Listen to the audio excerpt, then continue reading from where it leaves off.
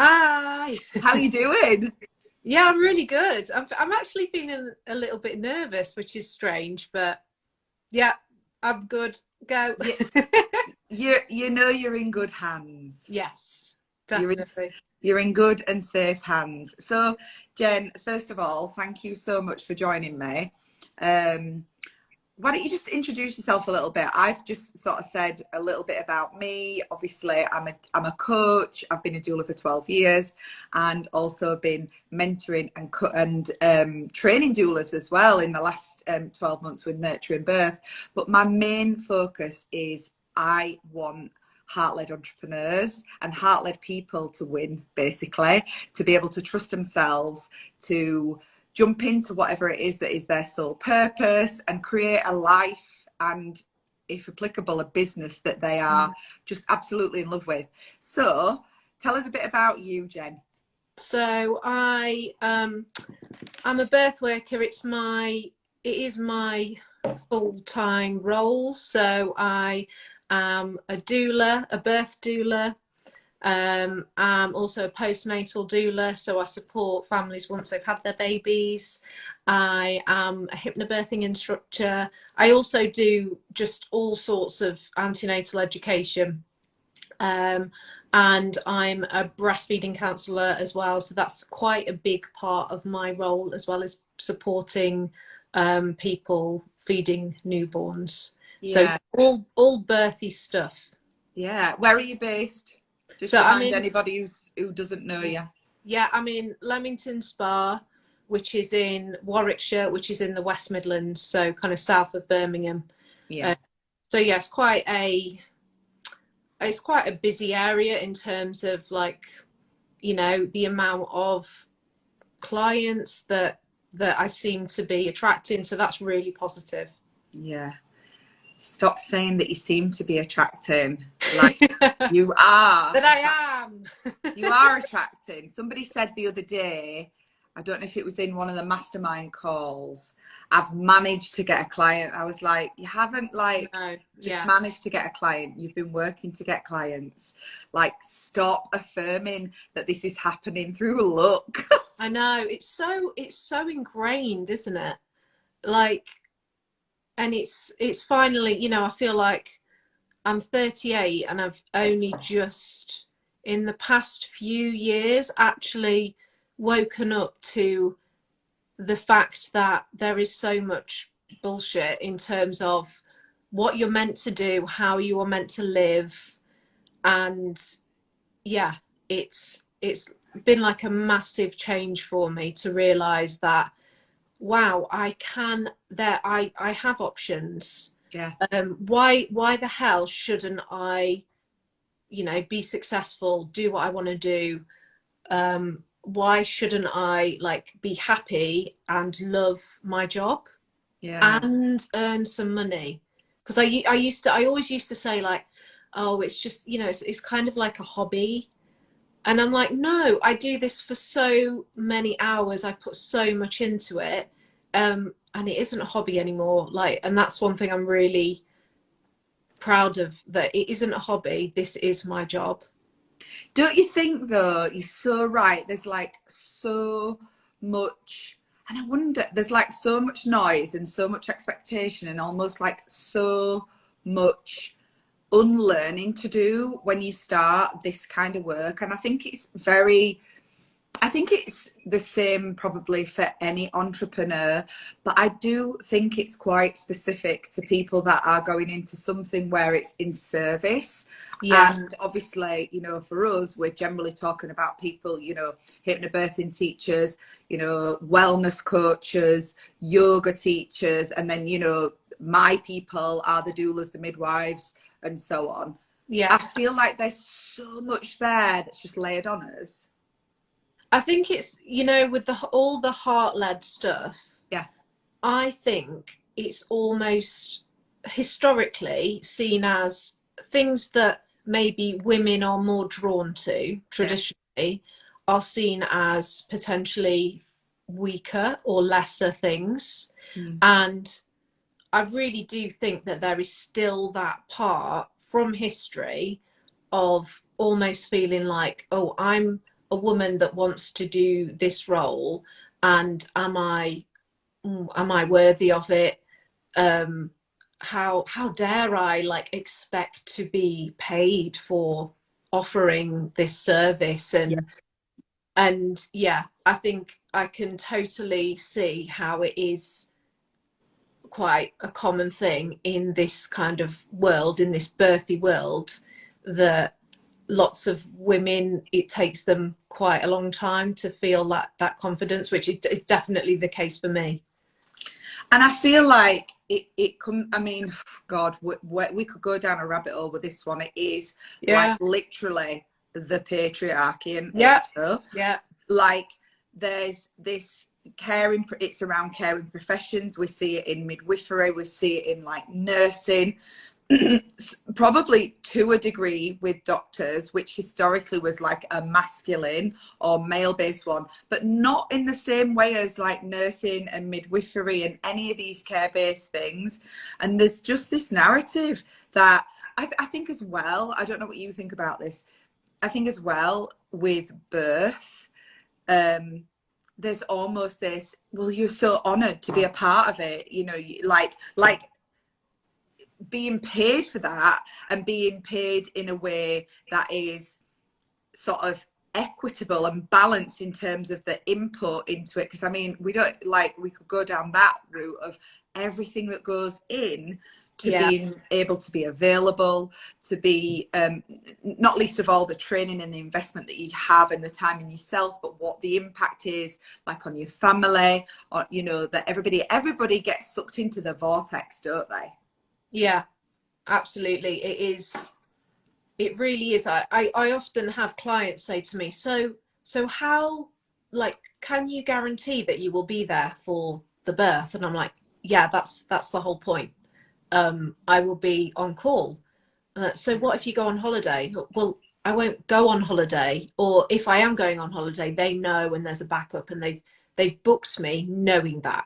Yeah. And they're like, oh wow, really? It's like, yeah, this is how committed I am, because why would I want to work with someone for all that time and then just be like, maybe I'll be at the birth. I don't know. I'll have to see if I'm free.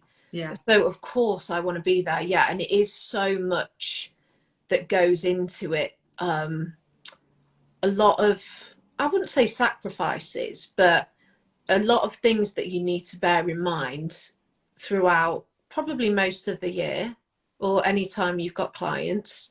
Yeah. Yeah, totally.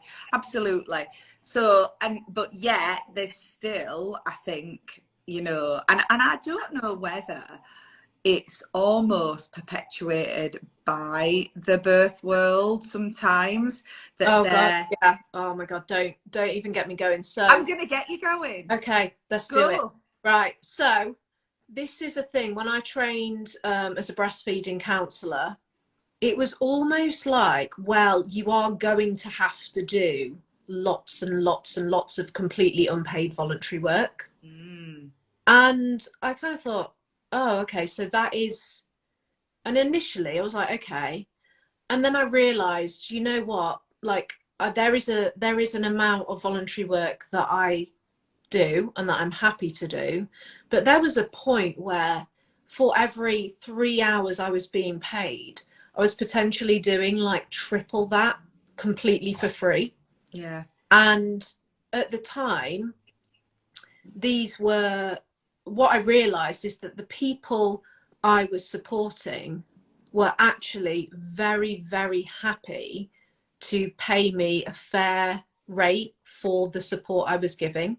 And one thing that I would always do is, I know that there is definitely an option of free support locally, and I'd always signpost to that.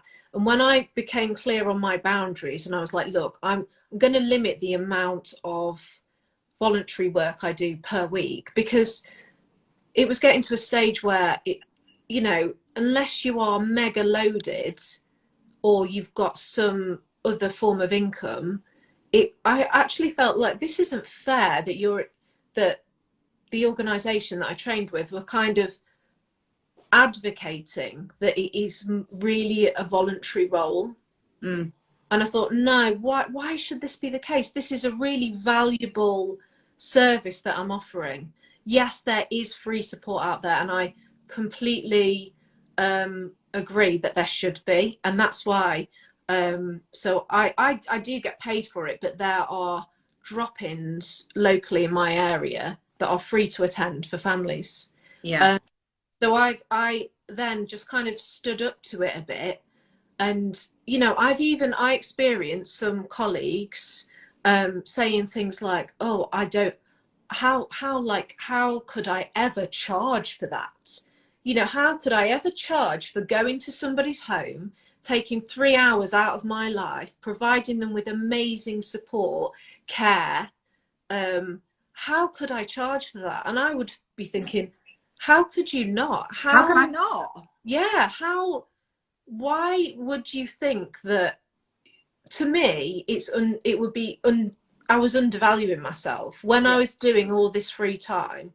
The individual, every time I supported a family, they were really appreciative, and on an individual basis I was like, yeah, I feel like a warm glow inside because I've supported them, I've helped them, I can see that I've made a difference. But then collectively over the week I'd think, oh my gosh, I've spent so much time, and this time is when my kids are in the background. It's at times, you know, I was being like, oh, you know, call me now, I will help you now, just because I don't know. I'd had it in my head that this was what I should do. And Yeah. it then got to a stage where I started feeling a little bit resentful, never of the individuals, but of the whole thing. Yeah. And I started thinking like, I don't know if I want to do this because it's just so taking so much of my time, and I'm feeling undervalued. And I just had to say like, stop, because this is that whole bullshit patriarchy, Yeah. where I've been made to feel like that for some reason, because I'm a caring person, that I should be doing this for free or not on my terms. Yeah. So I then set some really clear boundaries, which was something I got some, you know, amazing ideas from your was it the mastermind? Was it Boundaries Mastermind? Or Oh, right. Yeah, past? yeah. I did the boundaries basics, didn't I? If Yes. anybody wants a copy of that, I did a masterclass on boundaries, how to reduce resentment, and but also like increase connection, and basically how to have boundaries, but you don't have to be a bitch to have Yeah. boundaries. Yeah. If anyone wants to watch it, just put in the comments and I'll send it to you. So you got some ideas there. Yeah, that was a massive changing point for me, because what I realized, it was my problem, because I was placing my expectations on other people. When actually, when you're really clear about your boundaries, everybody wins. Completely. Because I would always be assuming like, oh gosh, if I suggest to these people that I personally can't help them right now this evening, I'm only available for a private home visit tomorrow, or that they could do this something that's, say, on Friday, that's free to them. Yeah. That makes me a bad person. And that was my issue. Yeah. They never, I doubt they ever thought that. No. And once I was clear with my boundaries and saying, look, here's all the places you can get free support. If you would like more like specific dedicated support where I come to your home at a time to suit you, this is what I charge. And people are really happy with that. They're like, oh great, thanks, yeah, can you come tomorrow? Yeah. And then I realized, oh wow, when I'm really clear, you know, it's just easier for everybody. And I think that is the thing with boundaries, is that it's not just yourself you're doing a favor for. It's because you can't expect that other people understand your boundaries if you don't even have a clue what they are. Exactly. And like, how people are not mind readers. How can somebody know that they're overstepping a boundary with you if you haven't like stated where it is? And you know, like, Yeah. if there's no, I think I talked about like the white picket fence around the garden, didn't I? And I was like, if there is no white picket fence around the garden, it might be sort of obvious to a degree where the garden starts and ends, but like if there isn't one and somebody parks with one tire on the garden, you know, if that's going to really piss you off, you need to put a fence up basically. So, and it's the same with us with boundaries. People can and there's this like internal thing where we're all getting really pissed off about it, and then you're like, but like they literally don't know, and so yeah, it's bizarre. It's such a waste of energy, isn't it? You're completely. being pissed off for the way that people, and it's not even that they're treating you. You're basically saying, yeah, I'll spend like an hour right now. I'll take it out of this time that I had for something else and I'll do it. And they're like, oh, okay. And then Thanks. can I be resentful of that because I offered it to them? Like they didn't have your arm up your back, and no. But the thing is, like, until we get really clear, and this is all like really complicated, it comes back to, you know, there's so many stories that get us to the place where we are around boundaries anyway. But what's happening is we choose the resentment over the discomfort of just asking for what we need. Yeah, absolutely. And since I have been clear on my boundaries, which has been a while now, everything's just is so much better. It's like it's so much easier, and I feel like I can be a better doula, a better breastfeeding counsellor, because it's just all really clear. And yeah, I think it's better for everybody. Clear is kind. That's Brene Brown's, and I just think it's just so simple but just so true. Clear is kind. But again, let's not go down the bloody patriarchy rabbit hole again, but women have and people that have been socialized as women have been told that it's not okay for them to ask for what they need. And so it's like, this is not just because, oh, you're just not very good at asking for what you need, you know, when we talk about a person with their boundaries. This is like years of like historical, like slapping it on. And that's why it takes some people nearly 4 decades to work this out. And probably other people will never be enlightened to it. So I'm always really thankful that I'm like, you know, I'm always working on myself, always aware of that. But the fact that I have that awareness, I'm so grateful for, because that's like the, you know, if you haven't got that, then you're screwed basically. And I think especially so in the birth biz, let's call it, because I think, you know, if you've got leaky boundaries when it comes to this stuff, you will not, it all comes back down to this idea of sustainability, doesn't it? You will burn out, or you will just jump ship, because you're like, I can't do this, I can't give anymore, I'm like wringing myself out for my clients and stuff. And yet again, another one of those ironies, we're sat there, you know, let's say in the case of a birth doula, in the case of, definitely in the case of birth, but in the case of any of these kind of things, I think you can draw parallels, saying, you know, you get to ask for what you need, you know, like think about, you know, in terms of birth, it's like, you know, you don't have to accept that, you get to decline that, you get to question that, all of that. And yet we're all there going, just dump whatever you want on me. Exactly. And that's it, that how can we advocate for others if we can't look after our own basic needs? Exactly. And I imagine there are lots of people, and I've definitely seen it across, this kind of birthy world, where people do burn out because they're giving so much of themselves that it isn't sustainable. And then everybody loses them, because the people that they were giving to then lose out because they can't sustain it anymore. Exactly. Exactly.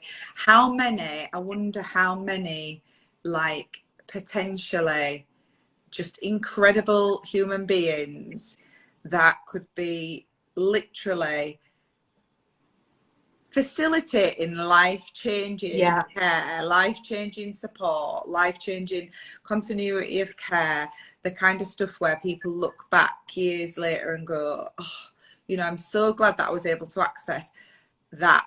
How many of them just are gone within, I see, into the 12 years I've been doing it, I see it as usually about a 3-year cycle, and then you know, and they're either burnt out, you know, not able to do it anymore and disappear, or they're doing it, but you know, behind the scenes they are just absolutely running on empty, and they are also never ever earning the kind of money that can support it to be sustainable as well. They, you know, yeah, they're taking they're taking yeah, crumbs, yeah. leftovers. You know what? I look back a few years ago, it's definitely like it was me, it was like a defense mechanism. I would often say, oh, my aim, oh, it's so bad.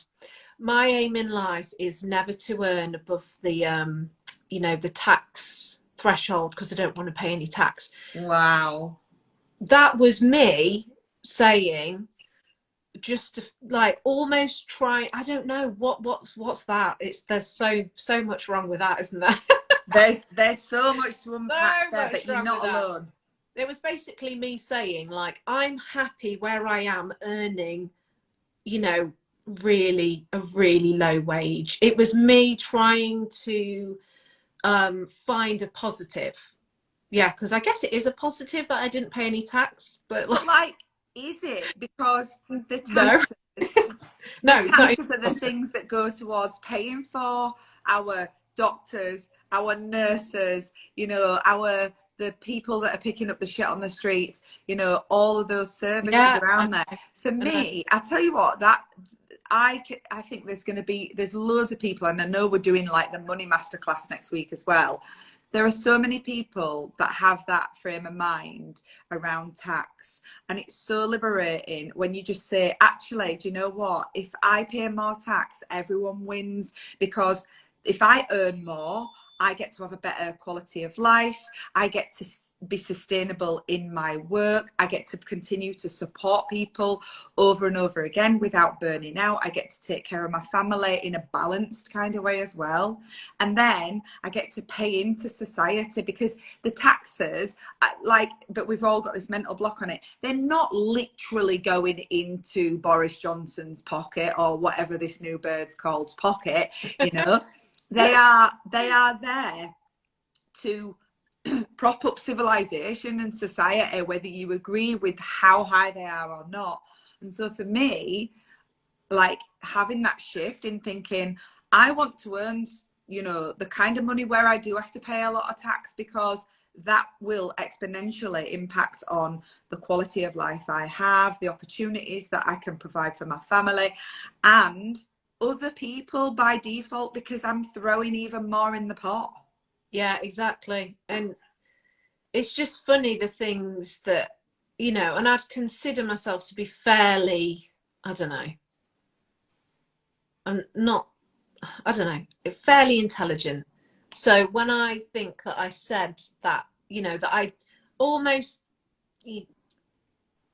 spun off that line to various people, I look back and think, oh, that was just me trying.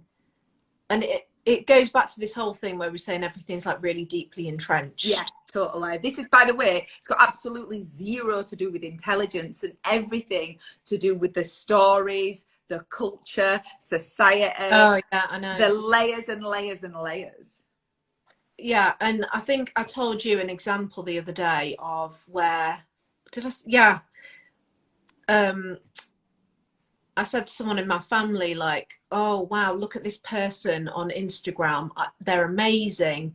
Look how far they've come. Look at what they've achieved." And that is in this birth world.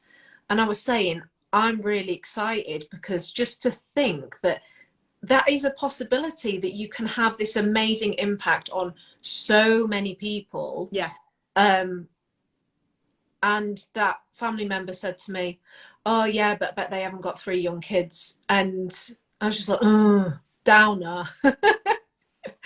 And it's just, yeah, it's, and then I said it to someone else and they had another, yeah, but, and it was, I was the one that was like saying, oh, isn't this so like inspirational, Yeah. exciting? I'm not saying, oh, I'm going to be there, this is where I am. I was just like generally thinking, this is amazing. And it is often the case that people will then find reasons why that shouldn't be so. And that, like, for me, just comes back to, oh, do you know what? It's almost like, God, it's a long time since I stopped smoking, but I stopped smoking in something like 2001. And like, so many smokers want you back in the club, because so they're the ones going, oh, come on, just have a fag or whatever. Do you know what I mean? And it's because it makes them feel better about where they are, kind of thing. And so that conversation there is actually nothing to do with you, nothing to do with that person that's doing really well and inspiring you, and everything to do with a narrative that they've probably got going on in their heads about all the reasons why those things are not possible. And they might not be inspired that individual, but but like things like that are not possible and not available to them, when actually it couldn't be further from the truth, because literally every single one of us has got the same capacity to do it. And some obviously have got a lot more privilege, you know, the circumstantial power, but like in terms of like actual attributes and so on, Yeah. like we all are made of the same thing. We all get to decide how we view things, whether we're willing to sort of take a chance or whatever. So I mean, oh my God, there's like so much to unpack always, isn't there? Yeah. And that's it. And that's why, like I was listening to your stories earlier, and it was about that whole going back to the idea of like that you're meant to just have a job that is stable, that you then get a pension for, and then you work really hard until you retire and then you die, and it's just like this set thing. And it is, and for birth workers who are we always self-employed? I guess there's maybe some employed by ones, but generally it's like self-employed. Generally, yeah. And you just, it's very, if you've been employed, so I was employed from, you know, leaving uni at, I don't know how old, 20, to right up until I had my second child. And it is a big leap to go from I am employed, I'm in a stable job. I mean, that was one of the reasons I went for the job that I did, is because it was one of the most stable jobs that you could ever have. Yeah. And that was, if I'm honest, that was one of the main reasons that I chose it, which is so, you know, that's not a good reason, I don't think, looking back. So to then go from that to being, which is what I said to you, is that let's have a look in 6 months' time. I just have to have faith, and I do have trust in myself, that I am going to be working in 6 months' time. Because, or okay, let's say in 9 months' time, I don't have any clients or anything booked in for 9 months' time, because the people are going to hire me as their doula, they're not even pregnant yet. They're not pregnant. So, you know, I can't possibly have, I can have some steady work in some of the other things like antenatal stuff I do, but it's a very small part of my kind of job. So it's really, and this is what I got from the micro mind, is starting to build that self-trust, and even just seeing the evidence in front of you. Yes, I am working. I'm busy. I'm loving it. I'm getting clients. Oh God, but what if I don't get any in 2 months? that was what was holding me back, thinking like, what if, you know, in 6 months' time I have no work, but I'd been busy for the last 6 months, so why would it be the case? But yeah, Yeah. you just hold yourselves back. And that's, I think, because of all the screwed up patriarchy stuff, that is something that I imagine most people have to work through when they're starting this kind of role. Yeah, definitely. And I think, you know, like, I feel like I said it even yesterday when we were talking to Jess about it. Might have been yesterday. You know, if you want to like go on a journey of self-discovery, go self-employed, start your own business, because you will very quickly realize that it is not about all the external things that you need to do and the sort of like, you know, kind of almost like logical and transactional parts of the business. It all starts inside, and it will just like reveal every kind of insecurity, Yeah. every, you know, every sort of dark corner, every area, every pattern that you've got in life, you know, everything. It will just all be like unraveled bit by bit by bit. And then and I think that's one of the things, you know, about doing the micromind that I wanted to kind of like help people with, which is to see that, you know, you can get so far doing all the transactional stuff for sure, and there are many people that are doing okay, but if you want to go to a place where you've got sustainability, you're being paid not just a fair but a good salary, you know, you all of that stuff needs, even if it's not fully, well, it isn't fully unpacked during the course of 5 days in the micromind, but it needs some light shedding on it, you know. Yeah. And I think doing it in a group, just the whole format of it is just, everything works really well, because when you're doing it as a group, you realize that it's not just you that has these little Yeah. wobbles. You're like, oh, this is everybody. And when you see it as like a collective, I think it shines a light on it even more. And you're Yeah. like, oh God, this is a load of crap, isn't it? That we are all thinking that we're not worth as much as we are, when Yeah. there is, like, everyone can see the evidence. It's all there. Even we can see it, but we have something ingrained in us that has been pushing us down. Yeah. And that just links back to birth and to what a doula does. And like, I've been seeing, I saw some like mums forum, mums group, just the language that people were using, it just made me so sad, because it was all about it, that they had no control, no power. And it was like, I've been told I have to, I'm not allowed, I'm really scared, but I've been told I have to do this. And I just think, what is, oh no, like, this is the same thing all over Yeah. again. It is. That, yeah. It's the exact same thing, the same like lens that it's being viewed through, the same filters in terms of this, like the stories and the things that get in the way for us. It's the same thing. And the irony is, another like sweet irony, apart from the irony, you know, that we've said around like, you know, investing in yourself and having boundaries and asking for what you need, you know, the same kind of goes in terms of, hang on, I've totally been distracted there for a second.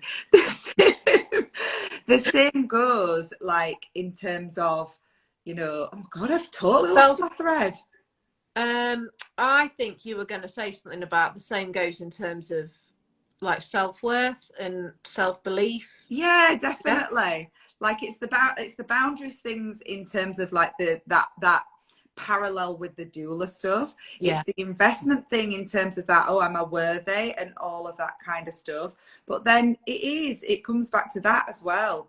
You know, the whole thing is just a cycle. The Yeah. whole thing's a cycle. The filters, the way that we only see like the self-doubt and so on. No, the whole thing is just a complete mishmash of the same stories going back round and round, the layers, the expectations, the playing it small, the, you know, don't make a fuss and all of that kind of thing. And this idea that, and that's where I was going, that we have to do these things alone and that we have to just get on with it, you know? Yeah. That we have to just like, that there's some sort of like weakness in asking for support, or you're going to be bothering people and so on, and you should be able to figure it out for yourself. But then the other part of it, I think, and this is, you know, we might go into this job because, or these kind of areas, because we want to make a difference and all of that stuff, and we're absolutely brilliant at doing those things, but we're not necessarily that good at the other things that kind of become the foundations to prop the whole thing up, you know? Absolutely. Like, and that's what I was saying in my stories today. How can I say to people, I want you to invest in yourself. I want you to get a doula to support you through this. You know, you're only going to experience this birth once, so it is a once in a lifetime experience. I want you to invest in yourself. But how I think I would be a hypocrite to then say like, oh, this training's like X pounds, you know, I really justify it. And it's like, well, yeah, I can, because, and that's part of the whole money stories, isn't it? That, Of course it is. yeah. It's funny, one of the other questions, and I will answer it at some point, that came when I asked, I said, just ask anything. And the one from today that I did on the stories, which is around that person who asked about the next steps in the career, somebody also asked, is it possible to be, I don't know if they said a millionaire or something like that in the birth world? Like, is it really possible? And I can't wait to answer that one. It is, like, I'm not saying that that's what everybody's desire is, but doesn't that question, even that question, just like go back to what we were saying at the beginning around this expectation that, you know, you never really, you know, I remember people saying it to me when I first started as a doula, you know, you're never going to be rich. Just so you know, Oh my gosh, you're never going to be rich. That's what I hear through the antenatal courses. The big provider that I'm contracted for when I do antenatal, that is what a lot of the practitioners say. Well, you're never going to make lots of money from this, or you know, we don't do it for the money. And it's like, that's basically saying like, undervalue us because we're going to do it anyway. Yeah. And you know, there's a big corporation behind this that they do make money because they're a business and they have to, otherwise they wouldn't be viable. So why are the individual people thinking they're almost doing it as a favor? Yeah.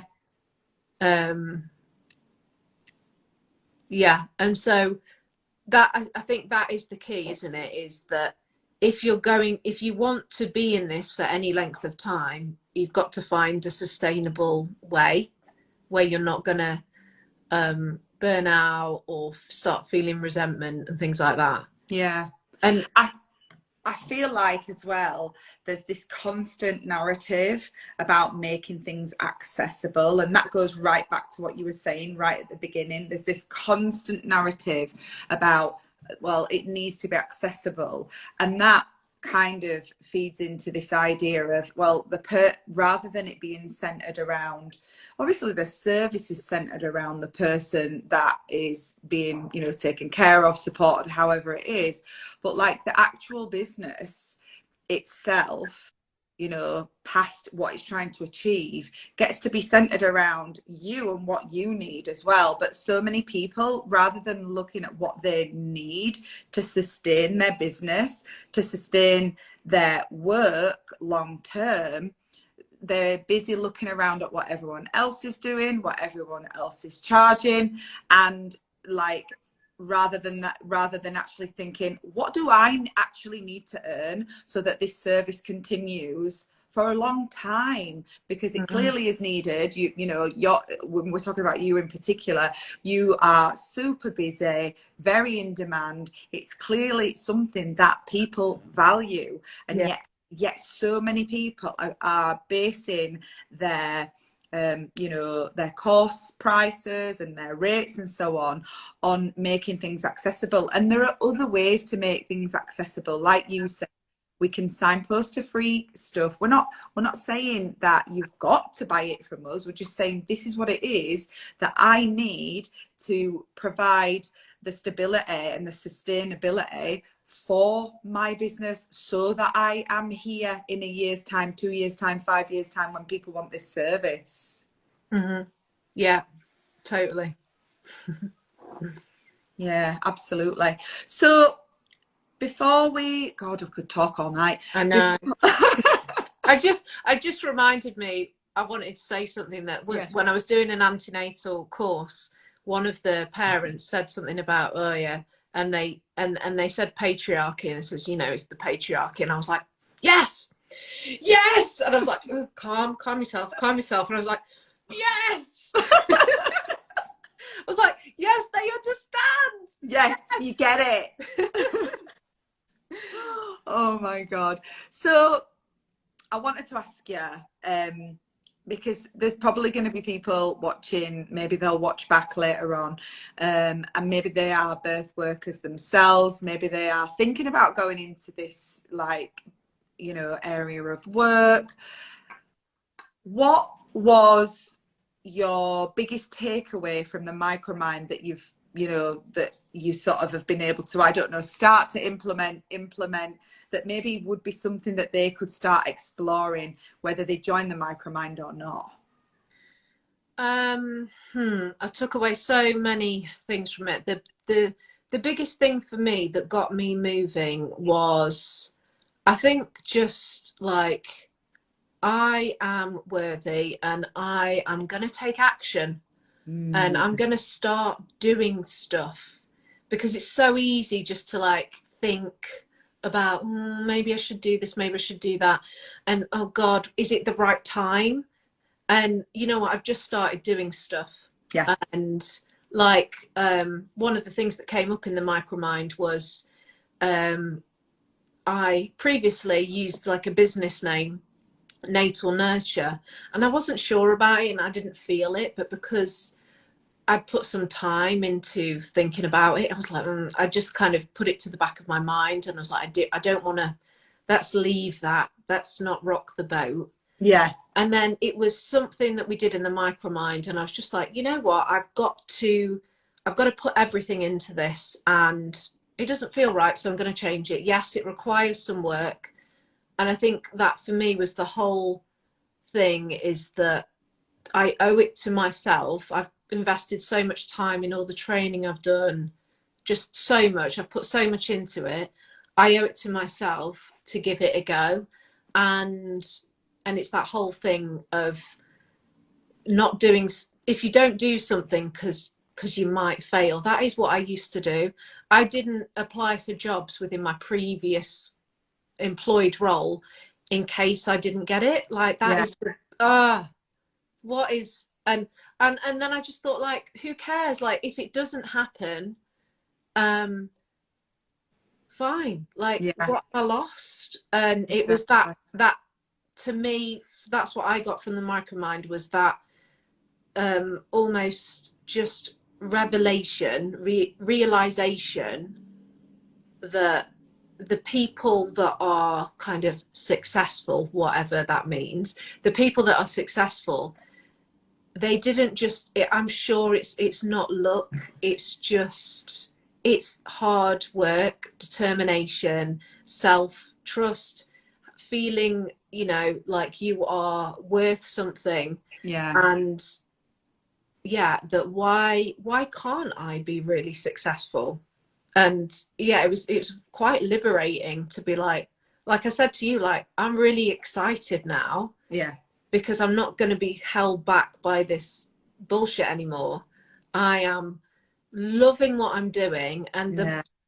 the all of these things that I picked up and that I've been working on, I really think that they are translating into my clients having the best doula that I can be for them. Like Yeah.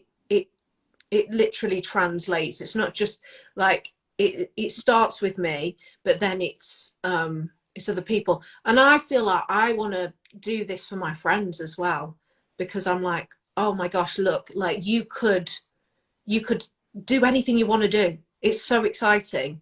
That's Um, brilliant. yeah. I love it. So one of my favorite phrases you like is, if you want to change the world, just change yourself. You know, first start with yourself. Oh, And man in that's the what mirror, come on. exactly. Always comes back to Michael It Jackson. always comes back to MJ. We are MJ super fans here, people. You know, it's like, it really is. We need Yeah, to be like, I'm stuck. he knew. But He knew. literally, as you evolve, as you change, as you step into this like more confident, you know, more willing to take action version of yourself, Mm. it ripples out. And I know for certain that that will be impacting the way that you show up for your clients, the way that you show up for your family and everything. And then people are like, what is going on? And then it, you know, whether it's immediately or further down the line, it's like that butterfly effect. It's like the butterfly effect. I always say, you know, your transformation is not just for you, it's for Yeah. everybody. It's literally for everyone. And in this particular context, it's for your clients as well, because you just get to show up in such a different way, in such a more whole way. And oh, I love that. And Yeah. this idea of moving as well. And one thing I know to be sure in the time that we've been working together is that you are taking action. And like that idea of not doing something for fear of failure. I mean, when we sort of zoom out, we're like, what? Like you almost can't believe it, can you? That somebody Yeah. would think, right, so I'm over here and I don't particularly like my situation, and there's a possibility over there that I could go for, and like, but it might not work out, so I'll just stay where I'm unhappy. Whereas over there, there's a possibility that it doesn't work out, so it's Yeah. net zero, still net Yeah. zero. Or maybe it works. Yeah. Maybe it works. And that, oh my God, it's all flipping connected, isn't it? That links back to when I think of like doing hypnobirthing. It's that whole principle that our brain goes to what's safe and boring. No. Annoyingly, Yeah. that's what it does. It wants, and you have to fight against it initially. You have to, and it's the same with if you're preparing and for birth and you're expecting, you it's hard to push your comfort zone to be like, can I look forward to birth? Because everyone's told me that I can't look forward to birth, that I must fear it. I need to, I have a friend that said to me, I don't like sharing my birth story that much because it's really like, it's positive. And you're like, oh, no, no, no, no, no. You need to be shouting this out Yeah. because, yeah, and it's all that, like, you've got to push yourself and change what's stored in your brain to start that change. And it can be uncomfortable. It's It, like the first time you go to the gym, though, isn't it? You come home, you feel like, you know, you've been run over by a truck, you know, and for like 3 days afterwards. But you start small, don't you? You don't go straight over there and start like picking up, you know, 90 kilos on a barbell, you start off by doing a few stretches and maybe hanging out with the 5 kilo kettlebells before you Yeah. start like going for it. But soon as you kind of start overriding those things a little bit more and a little bit more, you're like, oh, like I think I can go for 10 kilo. And it's that for me is one of the like core parts of the idea of like not just resilience but self-trust. Every time you like do something, like let's say, you know, the example you gave, like go for a job and then you might not get it, but you realize at the end, like I'm still here, I'm safe, everything's okay. The next time it's not so scary, is it? Yeah, that's it. And yeah, you've just got to, it is uncomfortable, but the more it just taking those little steps, the next, like you say, the next time, but it's not just the next time you do that same thing, it's the next time you do anything that's Yeah. pushing your comfort zone, you start to get more brave. And this whole idea, this whole massive idea of like fake it until you make it, well, what if you didn't have to fake it? Because that is reinforcing that actually you're crap and you're rubbish. That you're not capable. Yeah. And you know what? And when I have used to always have this, oh, imposter syndrome, fake it till I make it. And I am feeling like I'm losing that now. And it's not because I've gained any extra knowledge. It's just because I'm trusting myself. Yeah. And it's so much easier and nicer and better for everyone to work in a capacity where you don't feel like you're faking it. And oh you're my God, yeah. Because fake it till you make it is, don't you think it's often put out as like, this is what you do, this is how you work. Yeah. Fake it till we make it, and that's really good. But that is ultimately like what the message is that you're not good enough in the first. You're not good enough anyway, so you have to just pretend to be good enough, whereas actually you are good enough. You're already good enough, and you've got to just keep moving. And it goes back to what you were saying, it's about taking action. It's about taking action and taking imperfect action as well, and knowing that, you know, actually it might work out that it was, you know, that thing didn't work out exactly how I hoped or whatever, but the next time I get to refine things. I get to, you know, I've built a bit of capacity, I've stretched myself to my edges, I've built some resilience and so on. I've gone, you know, back to the hypnobirthing. My brain's gone, okay, she is safe to do that again. She's not having like a big, like, you know, a nervous system's been like electrocuted at the idea of like going live or whatever it might be. And so with every repetition of that, it just becomes a little bit easier and a little bit easier. Yeah. And you learn from it. And I think you were saying the other day that you get some of these things kind of sent to test you at the beginning. Yeah. And I think, oh, thank God for that, because I've learned so much from these things that have come at the very beginning. Yeah. And for me, they've caused me to set some really strong boundaries. Yeah.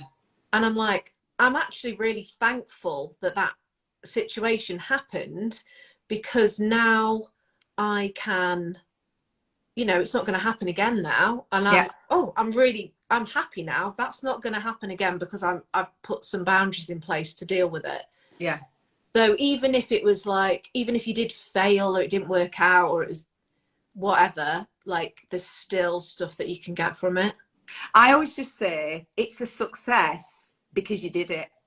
Yeah. Like even if like the you didn't have the exact desired outcome, it is a success by pure definition of the fact that the thing existed, or you had a go at doing the thing. And when you come at it from that perspective, when you already just decide this is a success, it is a success because I'm doing it, it's just a game changer. Yeah. It's and that's what I mean about, like, it starts feeling exciting because you're like, oh, this is like, you feel like, wow, I'm not necessarily limited anymore by the things that I thought were limiting me. Yeah, it's that word liberation, isn't it? You know, like you said at the beginning, it's like the irony of like putting boundaries in place, giving freedom. Yeah. Yeah, I love it. So before we wrap it up, um, anything else you want to say? Any words of wisdom? I mean, I'm obviously just going to say that, you know, if anyone here is interested in joining the Micromind, you can find the application details in my bio. Just head up there. It's got all the details. This is for you if you are at the beginning of a heart-led entrepreneurial journey, or you've been doing it for a little while and you're not really getting the results, you're not getting to the place that you want to be, you feel like you may be like floundering, or you're kind of just guessing and throwing spaghetti at the wall and see what sticks. So you can always DM me as well to talk about it if we think it's going to be suitable for you, because I'm never going to put you in there if I don't think it's going to be right for you. So if anyone is interested, go to the link in my bio or just send me a DM and I can chat it through with you. If anyone wants to watch the Boundaries Basics Masterclass, send me a DM or comment on here and I'll just ping you a link to that and you can watch that with pleasure. And if the next Micromind is in September, starting September 19th, is that next week? No, it's the week after. So, but and it's currently full with a wait list. Now, if you think you might be interested in doing the one afterwards, apply. Faye and I are going to set the dates. It's going to be early November and you'll be top of the list. And if you want to do that, it will mean that you can get in early and do a payment plan and so on. It's £99. So yeah, any like words of wisdom or anything for anyone maybe thinking about the Micromind, or even just thinking about like, I don't know, starting something like this? I'd just say invest in yourself. Like, that is getting the foundations in, or you've got to do it. And honestly, the format of the Micromind is so good for busy people. Yeah. Which, you know, lots of people are similar. Like, we've got kids, you've got stuff all over the place. It's so flexible for fitting in. I when we did it, I had like the busiest week of my life. I was really, oh my gosh, I was with one family 7 a.m. till 3 p.m. and then with another 6 p.m. till 3 a.m. on one of the days, like some kind of whirlwind.